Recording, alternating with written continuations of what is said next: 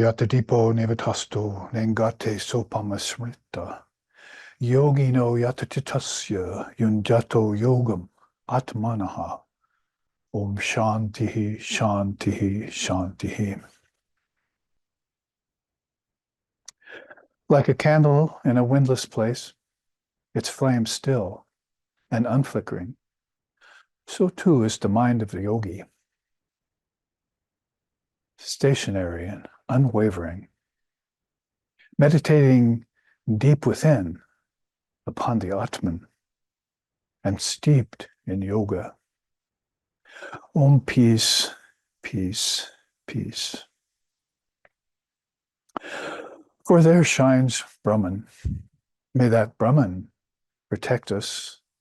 May that Brahman sustain us, and may that Brahman illumine our thinking consciousness. May we not find fault with each other, with the world, or with the teachings. And may what we study be a source of inspiration to us eternally. Om peace, peace, peace. May peace be unto us, and may peace be unto all. Om Hari Om, Hari Om, Hari Om Tat Sat.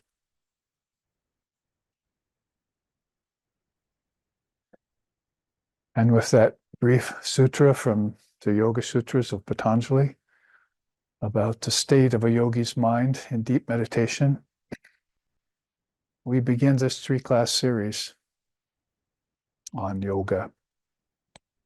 And as we've done before with certain Upanishads, it's how Vedanta looks at yoga rather than how other darshanas look at yoga, for instance, Hatha Yoga and so forth. The Raja Yoga system is also unique unto itself. That's what's called Patanjala or Patanjali, because it's composed by that great master Patanjali. We think probably 100, 150 years after Jesus passed, he was there in India. And because then later on, Vedavyas commented on those Yoga Sutras. And we got some really beautiful Christ era, ironically enough, teachings from India at that early point in that first century AD. So we have this on good record that, although the dates aren't exactly set, that these two great souls were reincarnating again, as they had done many times before, as the 108 Upanishads are always brought back by Krishna Dvaipayan, or that Vedavyas's other name. He has many incarnations, and they're lauded in the scriptures and confirmed. Father of Yoga, too, on the scene, teaching yoga many times. For instance, we know that he was this teacher of Shankara, and that his guru was Gaudapada. At that time, maybe 500-600 years later, he did not take the name Patanjali. He took the name. He took a different name, and Shankara and Gaudapada, both on either sides of him. So it's a very great testament to yoga and Vedanta, how they come together time and time again in the Upanishadic lore. So this series then will cover an Upanishad that focuses more in on the Raja Yoga system. If you look at the Upanishads, 108 long, that's all that were saved by Vedavyas at this recent period in this current age. We're probably thinking that some of them might have gotten lost, but they're probably more than that. But not to worry, because they're called aparashaya. They're eternal, and they last forever. They just are in the minds of the seers because they've learned them straight from their gurus who are connected to Ishvara. And Ishvara is, of course, one with Brahman. So find these eternal scriptures in what they used to call the Sanatana Dharma, the eternal Dharma of this world, were always announced and brought forward like the four Vedas. So Upanishads are the fourth portion of those four Vedas. that in which the non-dual truth had been clearly seen, honed, put down in words, because they used to do it silently and meditate on them silently. They'd find the Sanskrit, they put them into the ancient Sanskrit, and later on into Pali in Buddha's time. So these Upanishads have always been there. So if a few have gotten lost or by the wayside, if you do make a study of the 108, which I have done, and I've been sharing them with you as I've done that over some 30 years, since SRV started, that is. I started my study of them back in 1969. But if you do look at them as it all total, then you find out that there are some places that repeat certain teachings. So as if never to have any bit of that essential knowledge lost to humanity. They make sure that all of these truths are eternal and kept forward. So one of the four padas of Shiva is to keep the teachings on this world, in this world, for people to always have recourse to. And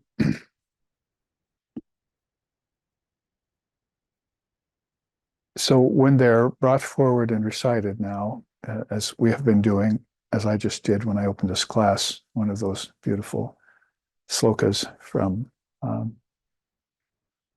Bhagavad Gita and from the Yoga Sutras and from other sources, you find there's some very deep wisdom that rings true to the ear.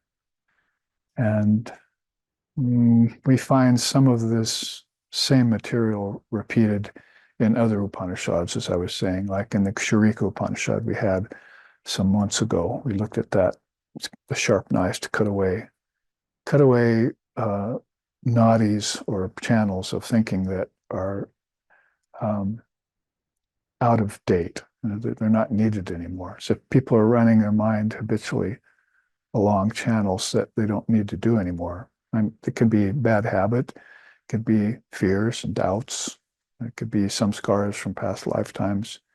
Where do those get stored? They get stored in the mind and in its memory banks and in the channels that are constantly flowing from lifetime to lifetime.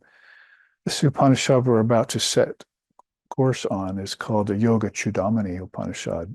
Some of you have heard about Vivekachudamani, Shankara's great scripture, the crest jewel of discriminatory wisdom.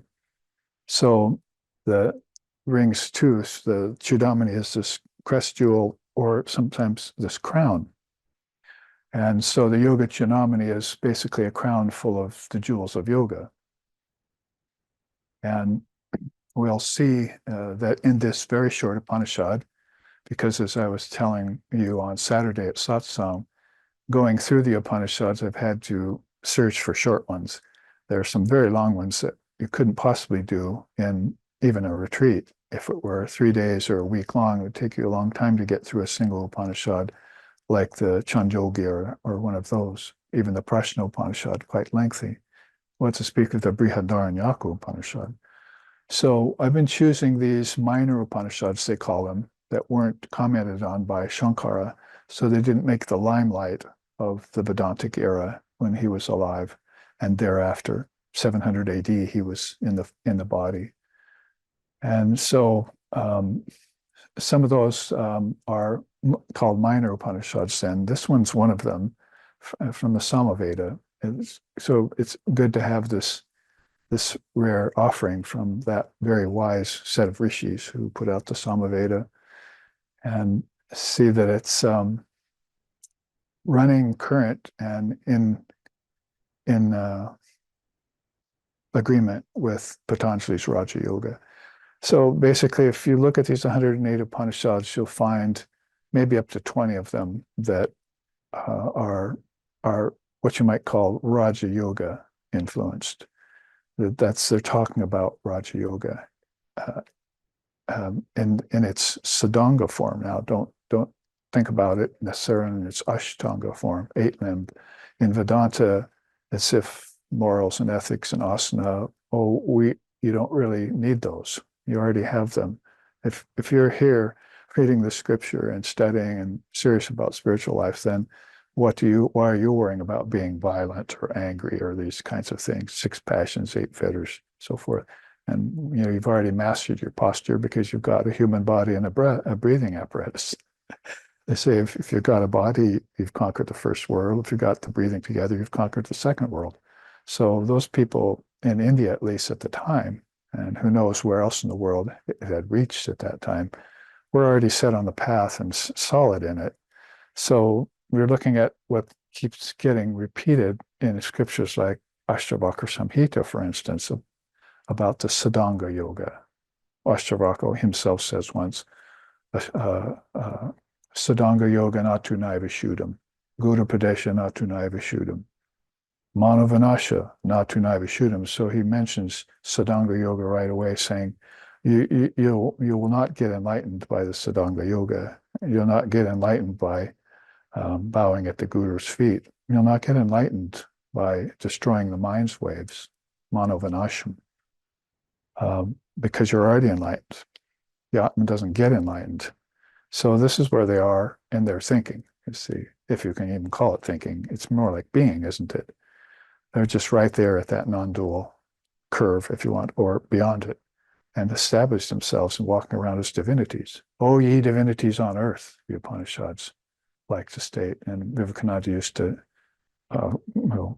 call that out to people. Oh, ye divinities on earth. He would use it to start off his lectures and so forth, as if in a time back then when people knew that they were divine, that they weren't the body, that the senses were defective by nature, that the breathing apparatus, the prana, was not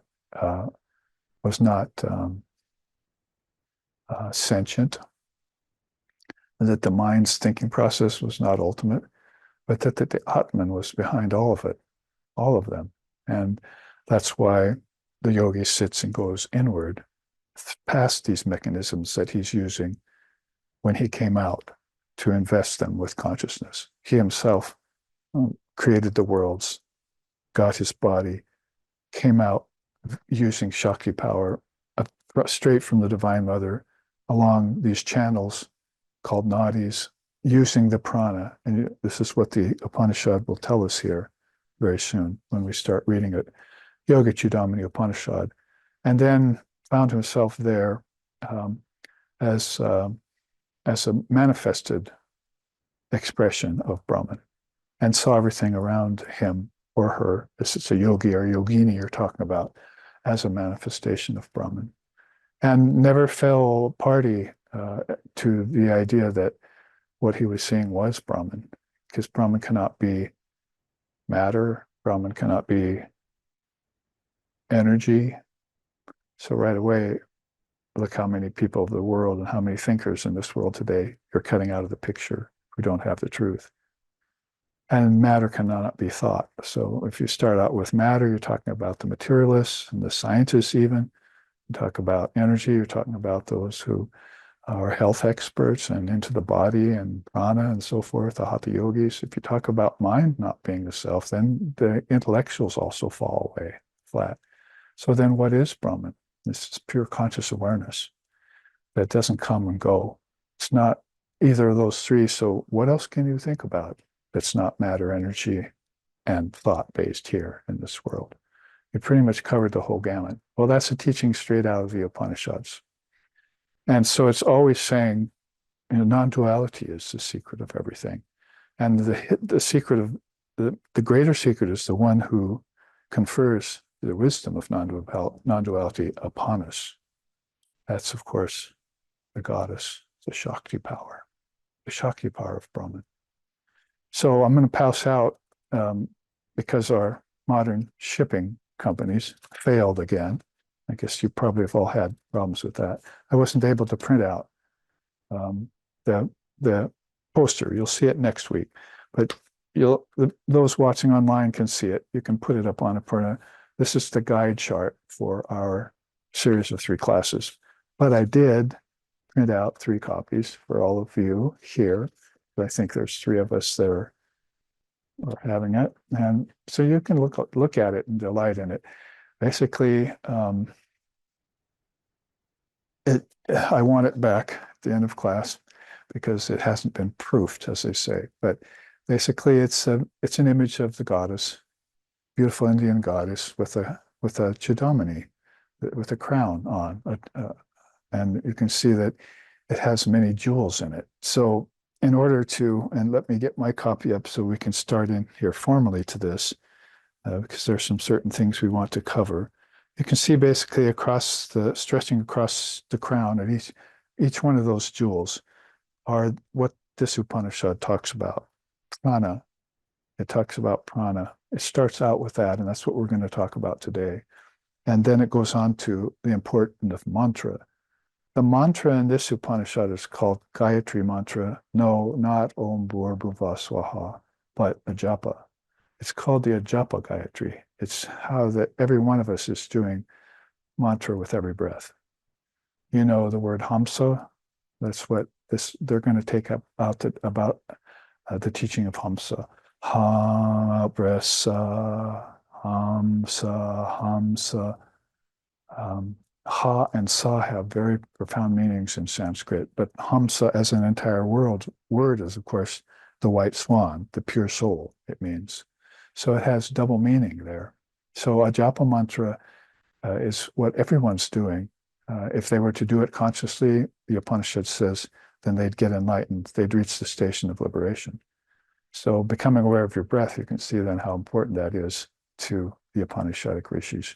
And that's where Sadhanga Yoga starts. It doesn't start with yamas, niyamas, and it goes past asana as if that's of little accord because it's already understood and attained. Starts right at pranayam. Are you sure you have your breath under control? Do you know what the breath is? Have you met the god of prana? Did you know prana has 5 forms in its one aspect? And you know who the source of prana is and what prana does for the 5 elements and the 5 senses and the 5 everything. It gets into this Upanishad like the Prajna Upanishad and others talks about that special quintuplication that they knew from the very beginning that showed up in everything they did, that there were so many 5-fold teachings. So anyway, going across the top of her crown here, mantra, now you'd have to say, well, how does this breathing process go on and where does it go? Because the Upanishad says it pushes and it pulls. It pushes and it pulls. That's the saying here. So your breath pushes, right? It pulls in breath and then it pushes it out. Pushes and pulls. That's called prana and apana. Those are 2 of the 5 forms of prana.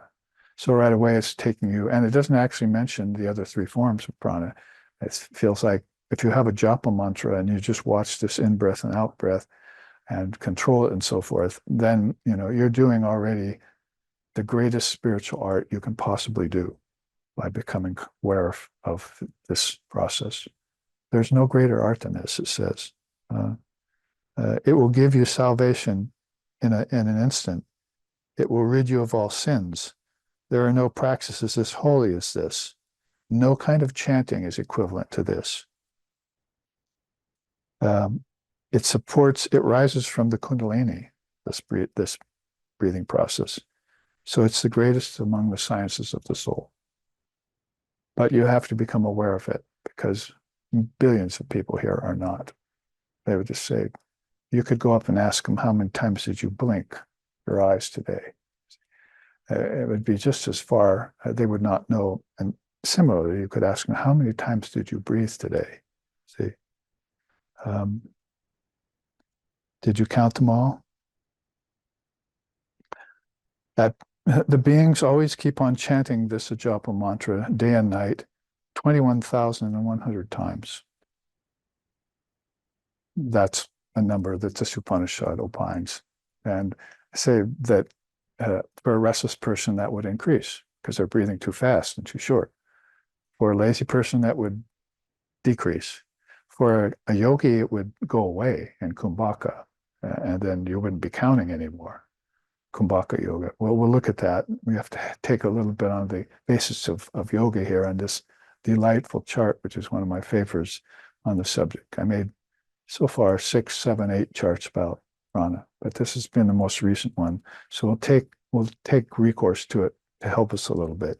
But here are some little bits I'm talking about from this Upanishad. So the question would become, well, where does it happen? What does this happen on? What's its basis? And that would be nadi. The word nada is sound, basically. Nada yoga or shabda Brahman. It's vibration you're talking about. Everything here is based on a vibration. And this is one way in which you could get through to the scientists, which aren't opening their inner ear or their inner eye to any of this because they're focused on everything external.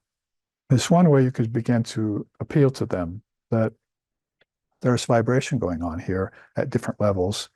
And we might as well count dreaming for the psychologists to look into so they could look at the vibration, how it changes from gross to subtle, and how our 5 senses out here are discarded when we go into dream.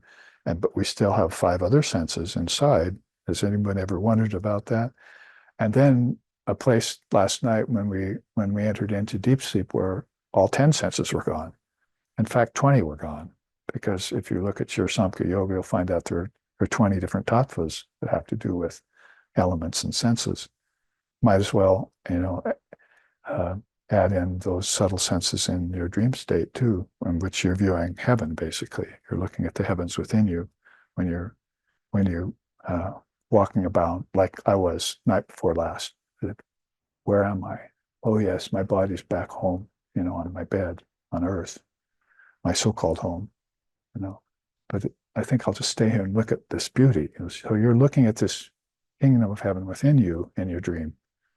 But very, very often do you question it or say, I'm not that.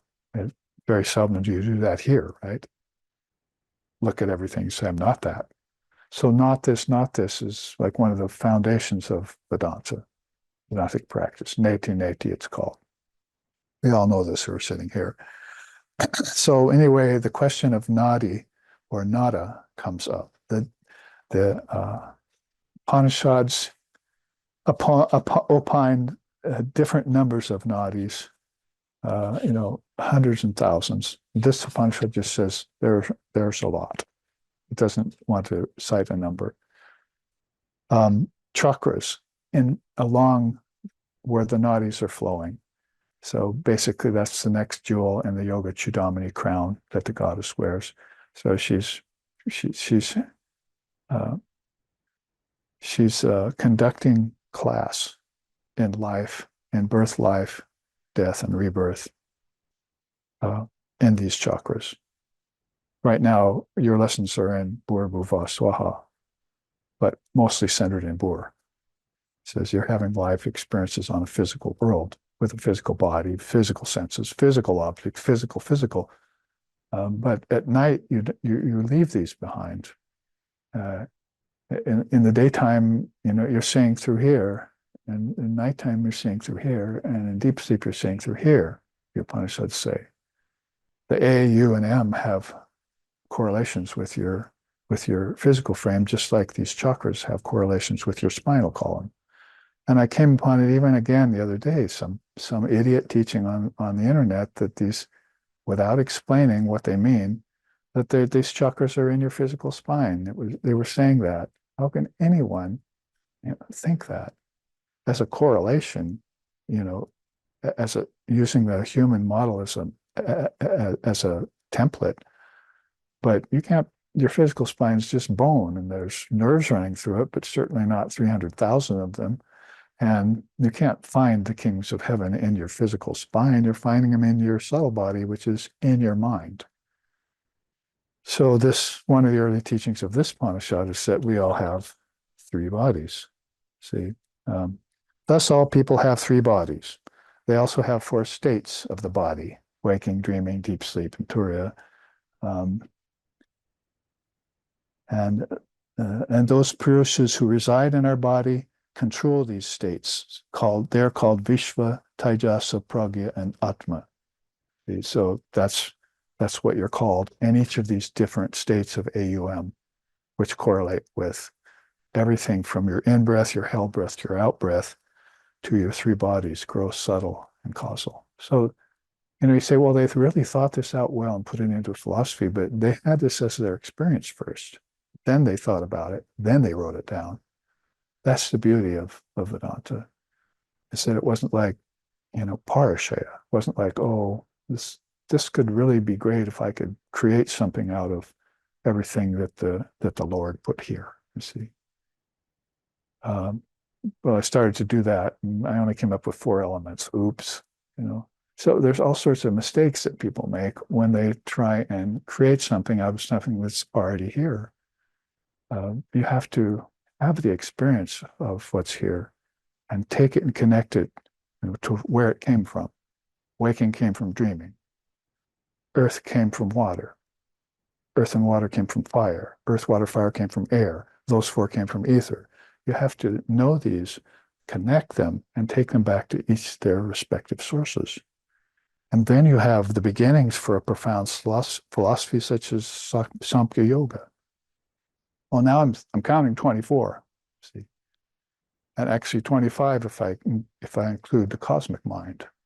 The mind is fourfold, so it doesn't quite live up to these 5 sets of 5s I just looked at, or these 4 sets of 5s I just looked at. Now I got to have a 5th element to the mind, so that's the cosmic mind, the Mahat. Lord copied it, provided for the Mahat in the Samkhya philosophy early on. Anyway, come to our retreat at Windward Waters in December, as we'll go through not only the 24 cosmic principles of Samkhya there, we'll go through 96 cosmic principles of the Upanishad. Varaha Upanishad is called. Let's keep going, Babaji. Move it along here. So, Prana, mantra, nadi, and chakra. The chakras are 7, actually really 6, but if you count the Sahasrara in the crown of the head, it would be 7. That goes beyond all sorts of petals. It goes beyond all sorts of letters. It goes beyond all sorts of colors. It goes beyond all sorts of nadis into the 1,000, Sahasrara, 1,000 petals. So it's beyond all the other centers of consciousness that you experienced as you went inside in waking, dreaming, deep sleep, as you went inside in breath, out breath, held breath, no breath, as you went inside to waking, dreaming, and deep sleep, as you went inside to Muladhara, Sahasrara, Manipura, Anahata, Vishuddha, Agya, and Sahasrara. All an inner journey, and then back out again, just like your breath. So this is why this Upanishad starts off with the breath. That's how important it is. At the very crest of her chudamani here, the greatest jewel of all, of course, is Brahman itself. Brahman is the soul in all, Shankara says in one of his scriptures. Mano nabudhi sharira tanmatram bhuta panchakam, he says. And then aham kritas chapi, even the ego finally goes away as the yogi takes everything back inside. Just like you do at night when you go into deep sleep. You take it all back and you project it all forward. And that's called the collective mind. That's there, looking through there, you see, and seeing through here. So this is happening just like a breath, like a world breath, like a chakra breath all the time. Expansion, contraction, expansion, contraction. Could read this right now from Vivekananda, but we'll wait. So Brahman is the soul of all of that. Where do you take it all back to? Through the nadis, through the chakras, using the mantra by the behest of the prana given to you by the Divine Mother of the Universe. The yogi takes it all back into Brahman. So I don't have it. Thanks to our posting companies, didn't get it to me in time. So as they promised they would. So I'm getting a refund. So basically on your chart there, you can see the whole swing from left to center of her crown, of these jewels of the chudamani of yoga. See, these are yogic jewels. What are Vedantic jewels? Can you say them real quick in Sanskrit? Sama, now you're getting me confused. Sama, Dhamma, Upurati, Titiksha, Samadhana, and Shraddha. So those are 6 jewels in what make up the third treasure of Vedanta. So Vedanta, which is Upanishad, it has its treasures too, but this is an Upanishad that's talking about the treasures of yoga, you see. So you can see how yoga, as I used to say, is the statement of the absolute truth. No doubt about that. No contention there from any of the other darshanas of India. But yoga is a practice. And of course, ultimately, it's not. Ultimately, it is oneness, that the Brahman, that is being stated here as Brahman. But in order to realize it, then that is entered into. And there are other Upanishads, like the Yoga Kundalini Upanishad we've studied together, where the first sloka is just like this Upanishad says. There are 2 ways to do this. Do what? The student asks.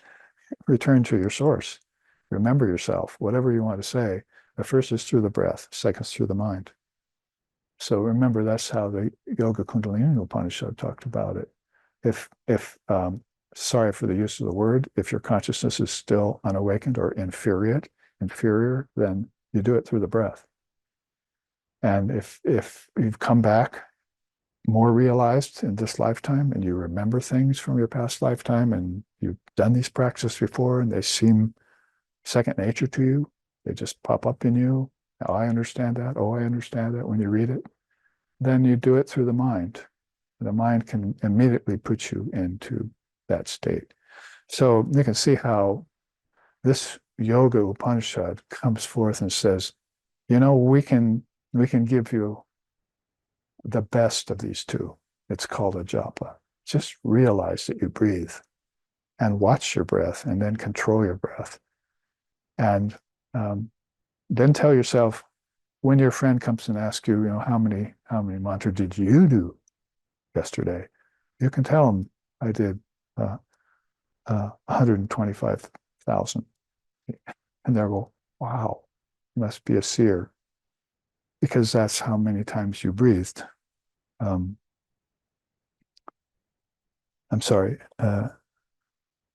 21,100. What did I say? I don't remember, but 21,100 times you breathed in and out. Hamsa yesterday, as was on that chart. You see in her third eye there, the jewel there, Hamsa. You see it on your chart? Did I give you a chart? So you can see it right there. And then her 2 earrings are Shiva Shakti. The Upanishad's going through all of that. What's the Pranava then? If we go next across her crown to the next jewel. Well, some people don't know that the Pranava is another word for, because it starts with prana. So you would think, it has something to do with prana. Yes, it does. But the Pranava is Om. That's another word for Om, Pranava. And you can see then how intimately it's related to both the prana and to Brahman. Sometimes in the ancient Upanishads, you'll find them using prana and pranava for Brahman, to explain Brahman. So, yes, that's what it is. It's like saying, God and His Word are one and the same. Like Jesus had that wisdom too. So that's Pranava. And we're talking about what the Upanishad is teaching us in the next 3 weeks, okay? Just so we take stock here. So far, this is what it's teaching us, not necessarily in this order. And then there's the Atman, which I just chanted about. And then there's the Param Jyoti, that supreme light. You could call these last 2, and the Upanishad treats them that way, divine sound and divine sight. So, you know,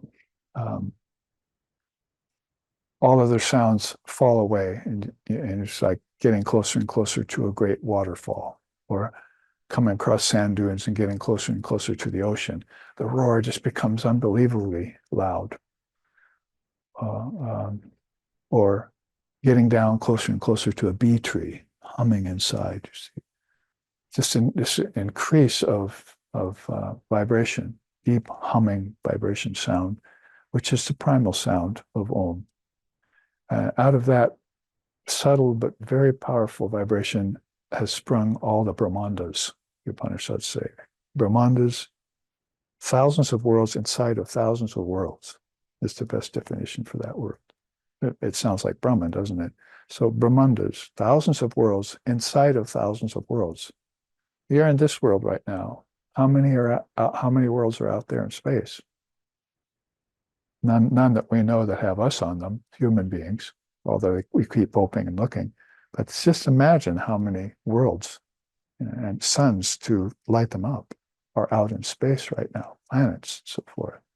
Again, by the billions. So similar to that, every other world inside of you has thousands and thousands of worlds inside of it. That's the meaning of Brahmandas. Sanskrit has a word for this kind of mother power, that she could release from the power of the word, with the power of her word, she could release that power into manifestation, and it will produce all these Brahmandas. Now, these 7 chakras, as we go on with this class, these 7 chakras are 7 of those, but they're hubs of many other worlds. So when you say the chakras, you're talking about not the thousands of worlds that are inside the thousands of worlds. You're talking about the thousands of worlds which are inside each one of those one hubs of consciousness.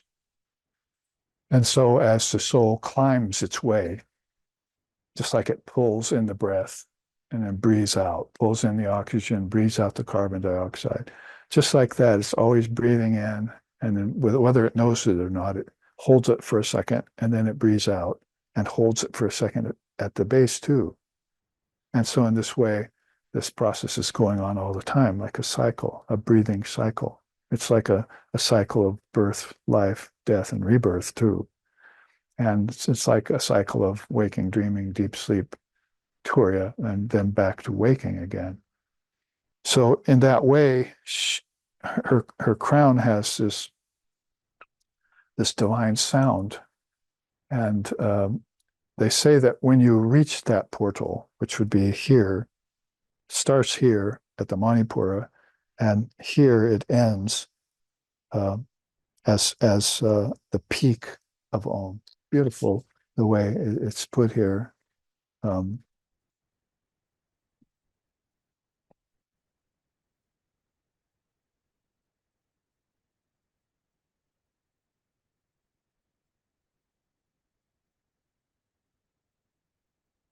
We'll come upon it. But it talks about the word and how it peaks. And when it does peak, this is where the Agya chakra opens up to the Sahasrara. And then there's where this Param Jyoti is. One sees this light, which this Upanishad says it's as deep and vast as an ocean. This light, it's really boundaryless.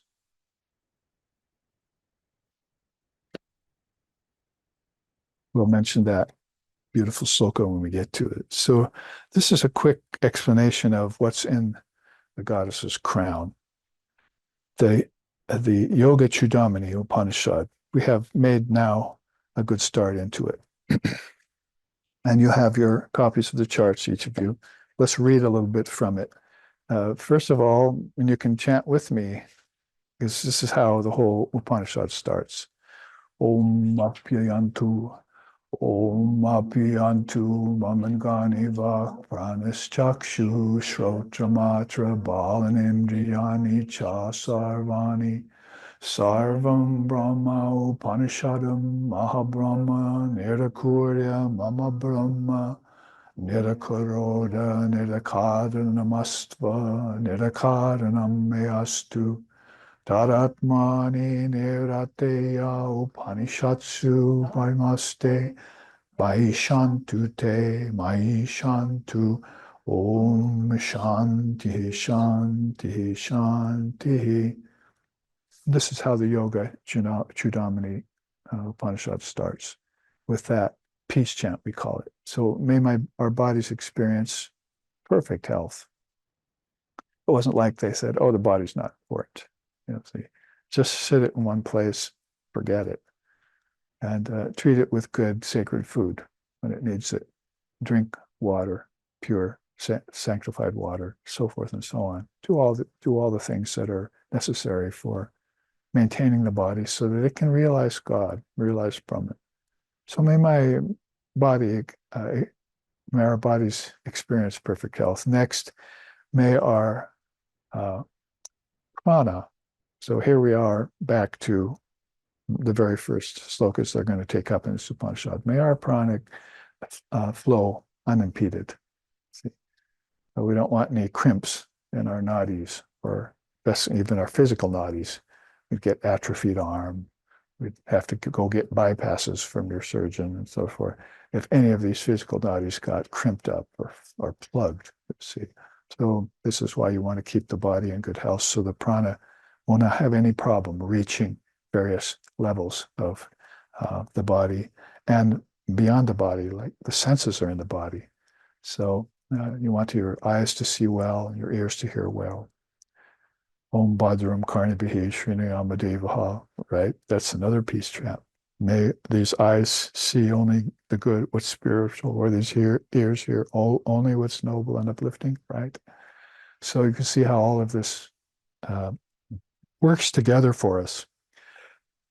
Then importantly, may our minds expand in their ability to know Brahman. So Brahman doesn't expand and contract like the breath, like the prana, and like cycles of any kind. But our mind can expand or contract, as the case may be, to come to know more of Brahman. This Upanishad says very beautifully that those who hear Om, here I put my eyes right on it this time, in people with wisdom, the Pranava, the Om, is looking upward. Among ignorant people, the Pranava is looking downward. So this Om, for wise people, it turns upward into the crown of this ocean of Brahman so that they can see the light. But in people who are ignorant and don't know about the word, it's looking downward to the three lower centers of consciousness, which Ramakrishna called eating, drinking, and sex life. That's at the Muladhara chakra, the base of the spine. So this Upanishad also says, when it starts to talk about chakras and nadis, is that Mother is sitting at the lowest chakra, covering it with her mouth. So, let's say she's coiled up there, but the metaphor given by this Upanishad is that she's laying there on the Muladhara, covering the opening of it with her mouth.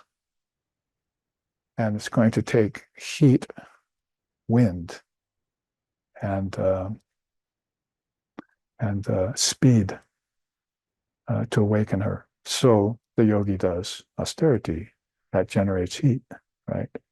Then he masters the breath, that generates wind. Then he expands his mind in its capacity to know Brahman, and that gives him the inspiration of speed. And she wakens up, takes her mouth off of the Muladhara chakra. It opens, and the yogi uses her needle-shaped body to penetrate all the other chakras. Isn't that beautiful? Well, I'm giving away some of the early slokas, but this is how this works through me. So we'll read that, and it'll maybe, since I've already introduced you to it, it'll make more sense to you as we come to these slokas. So this is basically why these 7 peace chants got so powerful and lived so long. May our bodies have great health. May our prana flow unimpeded. May our minds expand in their capacity to know Brahman. Because what? The Upanishads state that all existence is Brahman. So body, senses, prana that animates them, the mind that it feeds, and the thought process and all of that, all this is Brahman. It's Brahman in action, if you want to put it that way. It's Brahman with qualities. Therefore, let's not deny Brahman ever. May there be no rejection of Brahman ever by me, and may Brahman never deny us. May all the qualities cited here, how many? Keep looking up there as if there's a chart. All of those qualities, like these jewels, may these also all reside in our thinking consciousness. We always remember this with every breath, if you want to put it nicely that way. When I breathe in, hamsa, I can think hamsa, and it's going to be good, but I should probably think that breathing in is giving me the expansion of mind that allows me to be able to remember everything like that. Prana, Nadis, Chakras, mantras, Brahman, Atman, Om, the great light, the great sound, all spread across the periphery of her great undying consciousness, which is your very self. So now that we've plumbed the Yogachudamani Upanishad with the first peace chant, let's see what it has to tell you. And the Rishi says, they don't say who he is. I would tell you the Yogachudamani Upanishad. That's like he's sitting there in front of you. I would tell you this Upanishad now. Listen, it's with a view to do good to yogis, because the world, they won't listen. See, it's my intent to tell you this is because my intention is to do good to the yogis and yoginis, the practitioners. This has been appreciated by all the elders and all the adept yogis in the past. It is the secret, and it's capable of giving the post of salvation leading to liberation. So if you do this practice, and this is why he's going to jump into the practice right away. It's not a practice that you'd find just in any old yoga somewhere either. All right, unfortunately, talk about Upanishads that are lost. They lost the next 27 slokas. They don't know where they went to. So now we're jumping to 30, sloka 30. We had number 1. Now we're jumping to 30. Hopefully they'll find those and give them to us. So it's a good place to pick it up, though. The first word in the Sanskrit is jivatma. You know what the jivatma is? The jiva is basically the embodied soul. But they're not calling it the body. They're calling it the embodied soul. See? So they're looking at you as divine. They wouldn't start out calling you a body. They'd call you the Atman. So the Jivatman, the soul of the physical individual, in parens here by the commentator, is under the control of prana, which goes up and down. Watch mother swing. Watch mother swing. Ramprasad sings in one of his songs. She swings left. She swings right. I'd love to watch her swing. So when you come to know that this prana is the life force in everything, and it's permeating everything, then you get with it on the swing. I mean, you could be on a swing with your mind looking far away and not even thinking about the swing. But what if you were on the swing and conscious of every little movement of the swing? That would be what it was like to be conscious of every breath you took in and every breath you let out. And that 21,100 times that you did it each day. I think in other Upanishads, you do that many at night too. So they're talking about just your daytime Ajapa Gayatri. And then that doubles at night. But at night, of course, you breathe less in dreaming and deep sleep. So it would be less amount. Probably nobody's been around in deep sleep long enough to count how many times you breathed. How many times you breathe in deep sleep? I don't know. I wasn't there. I couldn't count them. So they didn't come up with the number yet. All right. So the Jivatman is under the control of the prana, which goes up and down. And it's also under the control of the Apana.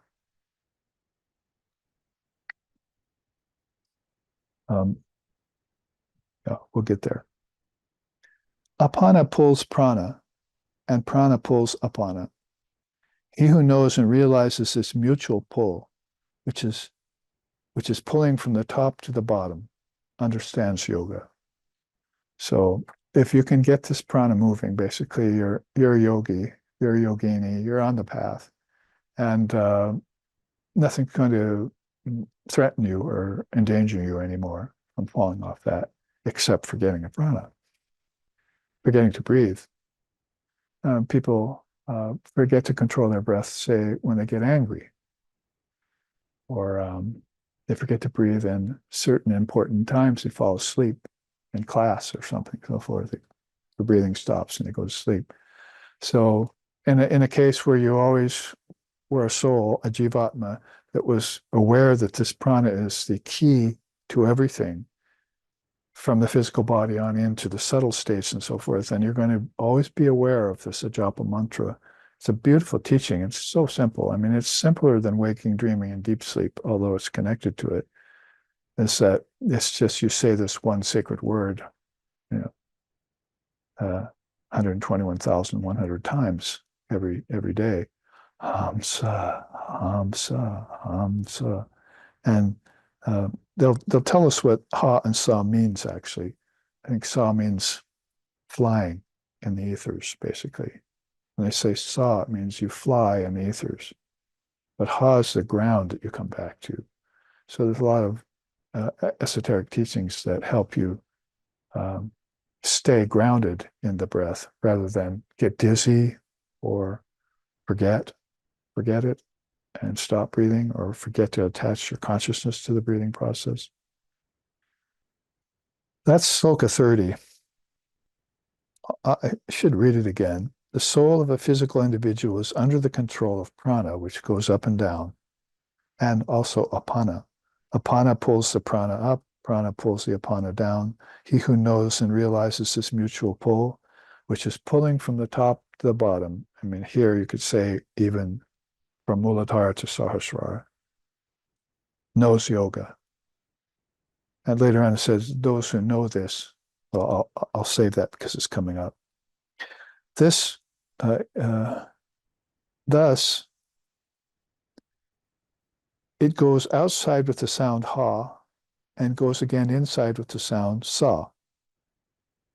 All beings keep on chanting this mantra as hamsa, hamsa. That's Sloka 31.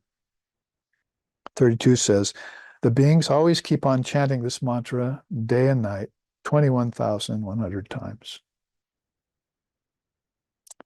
Sloka 33. This mantra is called Ajapa mantra. Well, you can say Japa mantra. I know my Japa. I'm doing Om Namah Shivaya, or I'm going Om Shri Ram Krishna, or whatever I'm saying for my mantra. Basically, that's Japa mantra, but this is Ajapa. It doesn't require anything.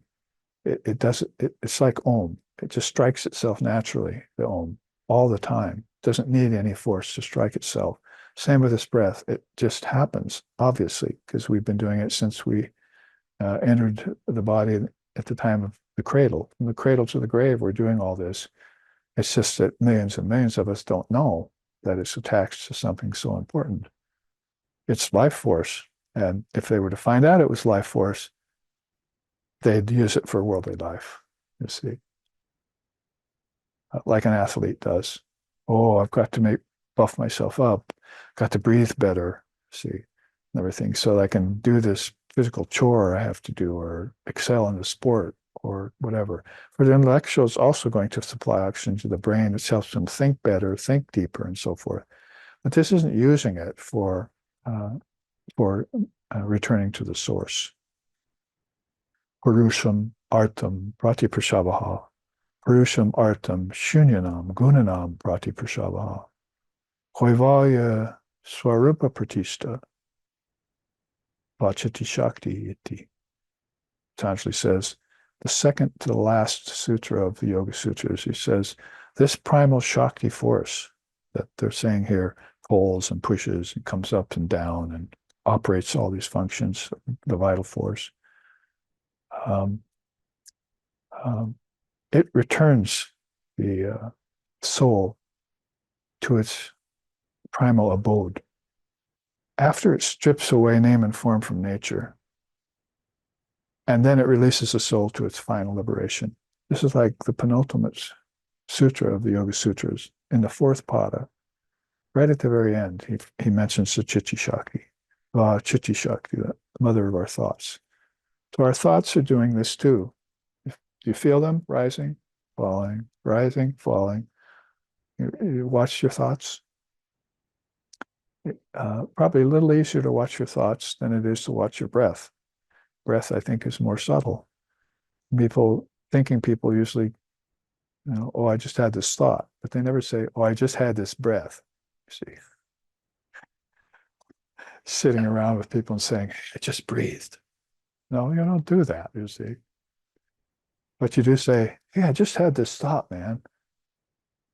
So sort of like that, watch your thoughts. They ask you to do that in Buddhist meditation, for instance, so you can see where in yoga, it's so you can see where they began and where they end. That's what they want you to do in yoga. Because if you can see where the thought began and ended, you can dissolve it all back into the eternal moment. Because when you started to think, time started to tick. When you stopped thinking, time went away. Right? Just like waking in deep sleep. When you woke, time started. In deep sleep, it stopped. As far as you know, it stopped for everyone, but you know for certain it stopped for you. So just like that, time and space and everything that is attached to it flows by this power of the prana, which is mother's own jewel. See? This is how she animates everything, nature included. It's just that we see rivers flowing and sun shining, sunbeams and rain falling, and the five elements are acting under the auspices of this prana, but we never say, oh, look at the prana is causing the rain to fall. We say instead, oh, the rain's falling. It's raining. See? Or the river's flowing, or I'm breathing, but nobody's saying, what's causing that? And how can I see that? And how can I trace it to its source? The game's afoot. So you have to get a hold of these things and connect them back to a source. So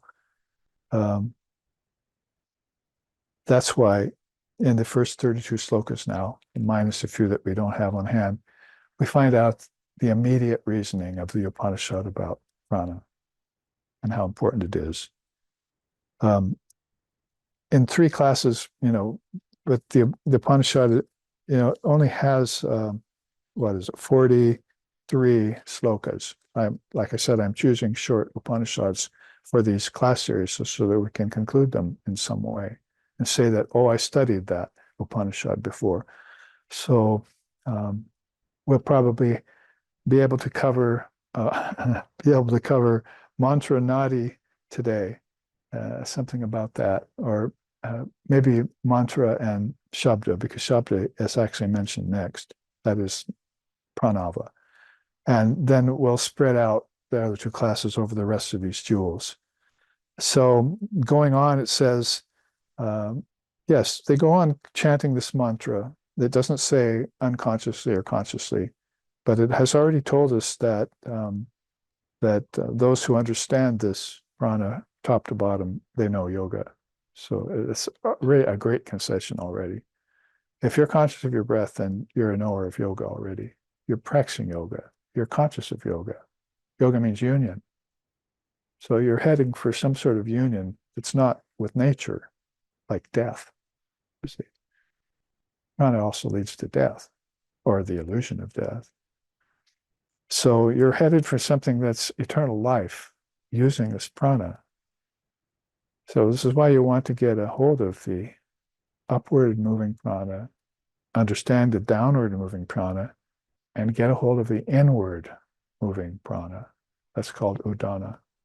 This Upanishad is not talking about the other three forms. It just wants you to know about these two because it's called Ajapa Gayatri, and it's so powerful. All right, so then let's go on to Sloka 33. This mantra is called Ajapa Gayatri. It gives salvation to everyone who practices it. Practice means to become aware of it. To all yogis. And even just a thought of this mantra would help you get rid of all transgressions. So whatever mistakes, errors, and so forth you've made, conscious or unconscious, with hands, with feet, with eyes, with ears, with mouth, with tongue, as other Upanishads have told us, will all get erased by just by thinking about this mantra. You don't even have to do it. Why is that? Because you're always doing it anyway. You cannot not do it. The only time you can stop it is kumbhaka, and that's a conscious state. Nobody breathes out and goes, okay, that's it. See, they become conscious right away that they need breath. So they breathe in again. See, so there's no way you can stop this. And that's the natural cycle of things. And when you see how it cycles with birth, life, and death, and rebirth too, then you'll understand, the Kala Chakra. This little cycle of your breath connects to understanding all the greater cycles that the seers have told you about, like Lord Buddha, and how to get away from the ancestor cycle if you're done with your worldly endeavors and desires. There are people who get done with them, but they still get pulled back to earth for various reasons into the ancestor. It's obvious when you look at them. So this Ajapa Gantra gives enlightenment to all yogis. Even a thought of this helps all other beings. So hopefully you hear about it and then speak it to others. Have them question what they live by. Man does not live by bread alone. Such a powerful statement, and I don't think it necessarily gets the right interpretation in Christendom. I think this is prana he's talking about. Man does not live by bread alone. You live by prana. Everyone lives by prana. It's by breathing, but the word breathing alone is very limited to just, like I say, something physical, like an athlete would do, or like somebody who has to go and get anger management or something. Oh, you've got to breathe, you see. It's put on such a menial level of things, but it's never talked about as what they're talking about here. The one who knows this will know all the Vedas. There's no wisdom equivalent to this. In the future, there will also not be any wisdom equivalent to this. This is the great science of spirituality. It has to do with this consciousness of life force. And everyone's doing with life force everything else other than being conscious of it. Consciousness demands their attention. And that's why you won't be able to pass the ring of pratyahara, limb 5 in yoga, unless you've mastered the prana earlier. You won't be able to concentrate your mind. It'll always be restless. It'll always fall asleep. It'll always be rajasic. You'll always be trembling. You won't get rid of your doubts and fears. When all of those things get settled, then you know, I have the prana perfectly in hand, and I can now, with the prana, cause my mind to stop thinking about those unreal things and pay them no never mind forevermore. See? And now I'm an illumined yogi. See? Yogini. I mean, can't be much more direct than this right off the top. The next sloka, there are no practices as holy as this.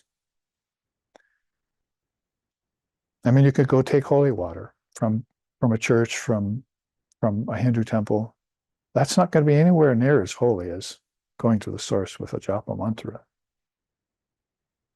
Has holy water ever helped you that much? Right away. This right away will help you. This will make you an illumined soul right away. It says you'll become a yogi, you'll understand yoga, and let's see here. He who knows this will know the Vedas. So you won't be coming back in some future lifetime and said, what's that? Upanishads, Vedas, Gita, what are those things? I'm not interested in them. They sound familiar, but I don't want to know them. You'll come back as a knower of Brahman. And most of us here in spiritual life in the West who came to good teachers and with a good practices and had a good method, we are knowers of Brahman in some way, form, or shape, isn't it? I mean, none of us are saying, I doubt that. See, we're all saying, bring it on, bring it on. I'm my only problem here, you see. I know this is true. It's been true for thousands of lumen souls. What's my problem here? That I can't move to the goal as swiftly as I can in this lifetime. So there are no practices as holy as this, no chanting which is equivalent to it. So you can go and dance and sing all you want. But after you sit down from dancing and singing and catch your breath, Ajapa sets in again. And everyone forgets it. But the prana helped me go out on the dance floor, show myself off to whoever, dance, chant the names of the Lord for whatever reason, good or not. But then when I sat back down again, the most holy of all practices was right in me. Sa, sa, sa.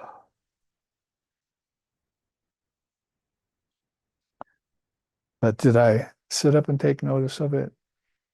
Did I consider what the Yogachudamani Upanishad had told me and considered it the truth of the matter, settled my conclusion about it? Yogachudamani Upanishad Siddhanta. I have to make it, you see. Study it and conclude it.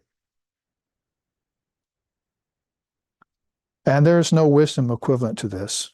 And in the future, also, this is not likely to be there. English is a little bit, stumbles a little bit. So I'm trying to reinterpret it into better English as I go along. But reading it straight out, that's what this particular interpreted says, basically. There is no practice as holy as this, no chanting which is equivalent to this, no wisdom equivalent to it. And in the future also, there will be none like this. That's how important Ajapa Gayatri is, that it would not only declare such powerful things, but it would start the whole Upanishad off. And with what subject? The first one in her crown, Prana. To complete this section, and then we'll get into what she starts talking about, what he starts talking about as Om. This Ajapa Gayatri, which rises from the Kundalini, supports the soul. Aha, so there we are. Where did it come from? Who's got this prana? How do I find the source of it? It rose from the Kundalini. That's from the goddess. And another Upanishad, very beautiful, it says, prana comes from the Atman like the shadow of a man. So if you go out and see your shadow fall, so the sun's responsible for that. So we were trying to find out, well, where did the prana come from? Well, the opinion here is that it comes from the Kundalini.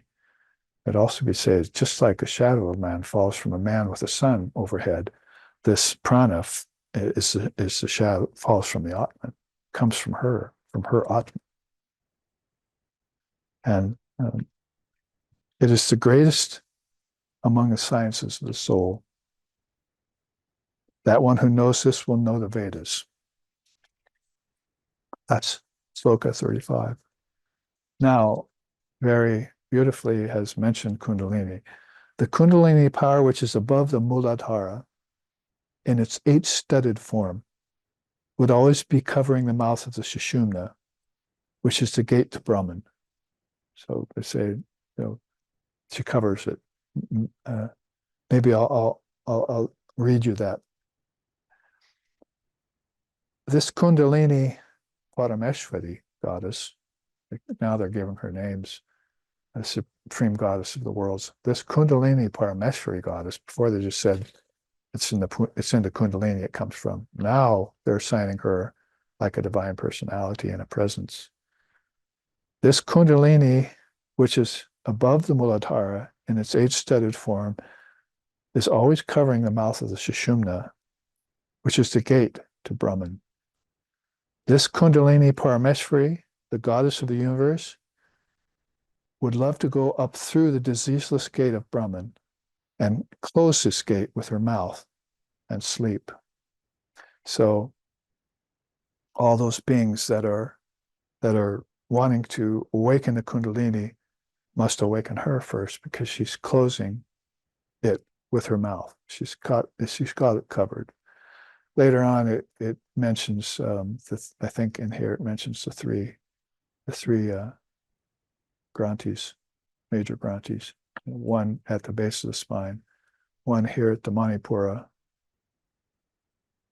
associated with the navel, and one here at the third eye, associated with the forehead. So Brahma Granthi, Vishnu Granthi, Rudra Granthi. So if you can awaken her, her needle-like body, it says, will pierce all three of these and reach the Sushumna, through the Sushumna and reach the Sahasrara. So this Kundalini Parameshwari goddess of the universe should go up through the diseaseless gate of Brahma, but it closes this gate with her mouth and sleeps. Now, how to remedy that? Because the Upanishad isn't very much into explanation of method. It just says, here's the truth, now get to it, quick as you can, and don't brook any delays. Then it goes on with Sloka 38. Because the heat generated by the practice of the yogi, because of the speed of the wind, and because of her mental power, she will stand up, and using her needle-shaped body, she will go up through the Sushumna Nadi. Sushumna Nadi is the main freeway, we like to say, through all the 7 cities to the ultimate paradise, the ultimate goal, the 1,000-petaled lotus. And finally, to end this section, similar to opening the doors of the house by using keys, the yogi should open the gate to salvation using this Kundalini. And now the next 31 slokas are not available to us, the Upanishad. So finding these ancient texts, whatever, and scrolls and so forth, some of this didn't survive or make it through.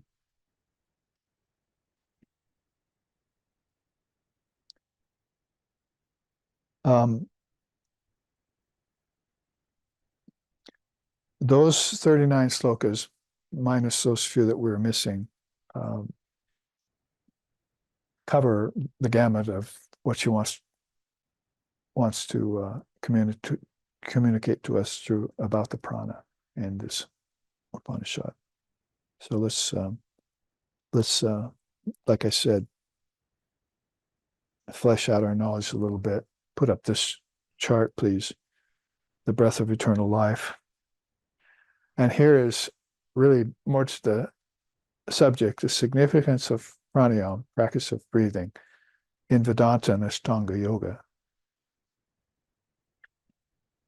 And there you see the Kundalini with all its Shaktis, all its arms, and then the yogi-like being with all the Triputis there. One of them being Puraka, Kumbhaka, Ranchaka, the in-breath, the held breath, the out-breath.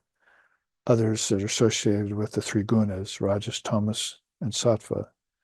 The 3 phases of time are there, past, present, and future. And the work of the Trinity is there, Brahma, Vishnu, and Shiva. Basically, it's Brahma projects, Vishnu sustains, and Shiva withdraws. That's coming up here. Trinity, they talk about the Trinity basically as these powers and mother, but then they assign it to these three great gods, Brahma, Vishnu, and Shiva. And there they are up here as deities. And here's the Gayatri. You might say the Ajapa Gayatri is coming out and going back in, pulled, pushed and pulled, right? And there's the three phases of time. This is watch. So he's realized that the connection between past, present, and future, and the passage of time, the illusion of time, the transcendence of time, in accordance with his own breathing process, mastering his own prana, that is. Swiftly now, preliminary mantra practice is a bit different, but it does give us a basis for understanding Ajapa. Shakti cannot enter the nadis if impurities are present. The practitioner should first perform mental practice of the bijam after purifying the body, nerves, and senses. So this is where the breathing process will begin. And then the benefits are here. If you if you do the pranayam, the pranayam with mental japa of the mantra, it's 100 times more powerful than unattended by any japa of the mantra. So this means you'll go to a teacher, you'll get the mantra, initiate you into that, you'll begin to practice it, the purification will begin to happen. And then you'll find out that the mind begins to come into focus. And this is how they explain it. With Om, repeat Gayatri and Vyahritis with one long breath, 3 times, focusing the mind. Vyahritis are or Uva, Swaha in this case. They're connections, great connections inward. So there are lots of triputis, which are primeval connections, like father, mother, child is one of them, and learning, teacher, and knowledge is another. So there are these eternal principles of triputis they call Vyahritis. One of the most primal ones, as far as cosmologically is concerned, is Ur Bhuva Swaha, the 3 worlds. The seers have such a concern for the beings who come here and always want to liberate them. She wants to liberate you through the teachers. That's why initiation to the mantra is given, japa is done, purification happens, you get free. It should be just very natural. It shouldn't be like, am I going to be bound again? See, am I going to fall into the illusion of death again? Oh, wait a minute. I got the mantra and I breathe. What can ever bother me again? I have a teacher. What can possibly harm me? The mother's watching out for me. See? So these are the things to focus on in your mind, particularly when doubts or fears come along. What happens to all of those? Why does doubt and fear always win? See? Why does my mind always get overcome by brooding? Why can't the other side win once in a while? Well, then I should breathe it into being. I breathe, I am. It's not like I think, therefore I am, like the Descartes school of philosophy. It's I am, therefore I think. So we always seem to have it backwards in the West. Descartes before the horse, I like to say. So we have to look at it advaitically as that we are that thou art. And not like I will be that in the future someday, like my teacher used to say, postmortem emancipation style. I'm not interested in that. I want to know right now I am, because this moment will pass into the next moment, into the next moment, and this will give forth the illusion of time over weeks, months, years, finally lifetimes. Am I going to wait on my realization for all that time when I could have it at this very minute by just becoming conscious of Hamsa, which is right there in her crown. See, it's like you're in her third eye when you're saying Hamsa.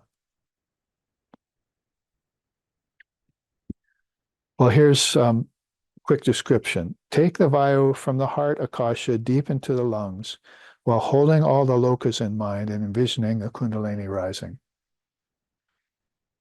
So that's one Vedic. You were talking about a Vedic pranayam here, not a hatha pranayam or a mere practice. So you say the heart akasha is the anahata, right? So I think of my heart chakra, and then I take the wind that's there into that, deep into my lungs, while thinking bhuva swaha. You see, and I do this 3 times with long breath, 3 times in and out, keeping my mind concentrated like this. That's a good puraka. A good kumbhaka is hold the body still in a breathless state, mind stilled of all thoughts. So once you take in your breath and you're holding like that, I am now in kumbhaka, no thought. Now I have to succeed or accomplish the rechaka. Release the vayu back into the akasha of the heart. Empty the lungs and mind and untie and unite all the soul in a condition of fullness. Like I am that. It really sounds a lot like what Shankar later put, which I've shared with all of you. I breathe in, I am Brahman. Hold. I will always be Brahman. Breathe out, I'm not the world. So when you say I'm breathing, I'm not the world, then you're full without it. That's what that means. It doesn't mean that all the worlds aren't in you. They certainly are, but you don't depend upon them. They depend upon you. That flips in ignorance. Like the Upanishad said, the Om is facing downwards in the unwise, but it's looking inwards and upwards in the wise, always. They're always looking upward and inwards, like Swami Vivekananda had, you see, in his deepest meditation, looking inward and upwards. There's the 5 pranas. Prana pervades the heart. Apana, the lower organs. Samana, the navel. Udana, the throat. Vyana, all parts of the mind and body. It's the all-pervasive prana. They're also correlated with red, white, pale white, and the color of the sun's rays, they say. So these pranas can be distinguished inside, and their powers. Vivekananda used to say 1 prana in 5 forms. So you always have to consider that it's ever one, just like the Atman, but it appears in 5 ways. Then you won't get confused about the movements of prana. There's some of the Vyahritis I mentioned. Bhurvavaswar, where transmigration is taking place. Mahar, Jhana, and Tapar are the 4 subtle realms. All 7 are words of power, spoken in the mind of the Trinity, resulting in the appearance of worlds in time and space. Boy, it's very rare to get a description like that anywhere.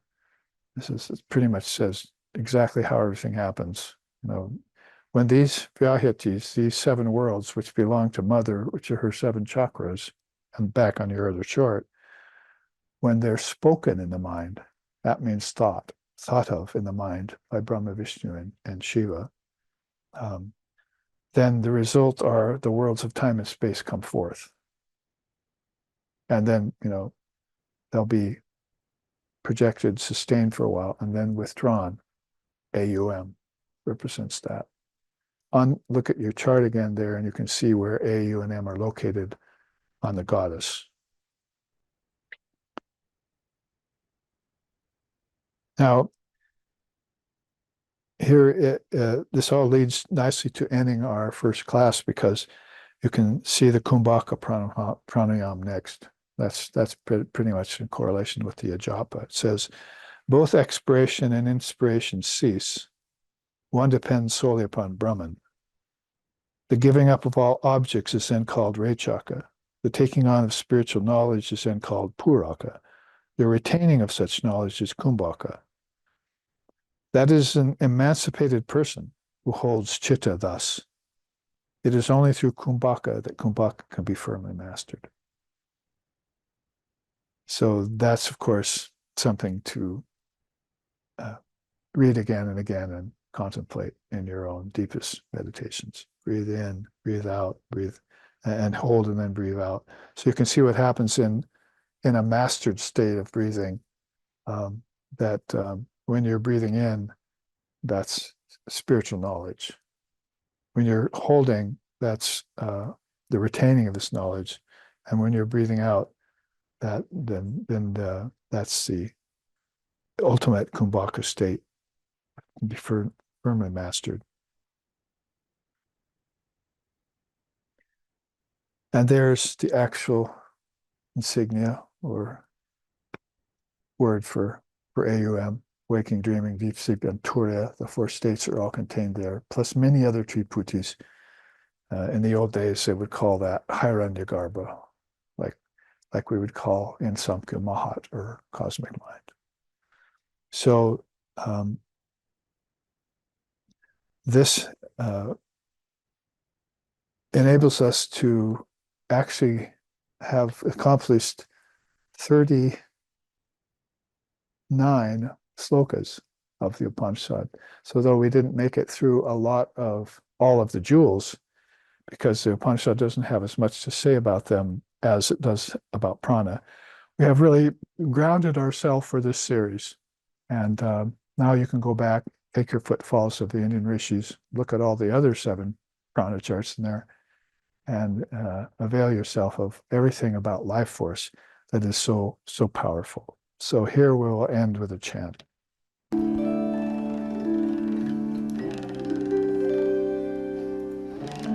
Jananim Shadadam Devim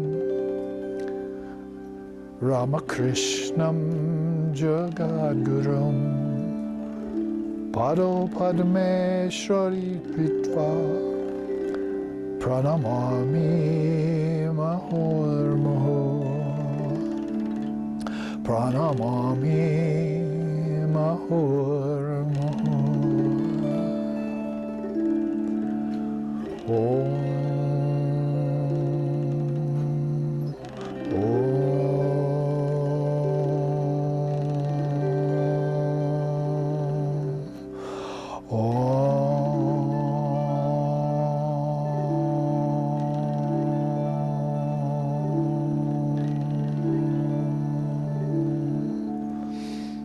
O Ramakrishna, teacher of all, O Sharada, goddess divine, in bosom holding those lotus feet, salutations to both ever be of mine.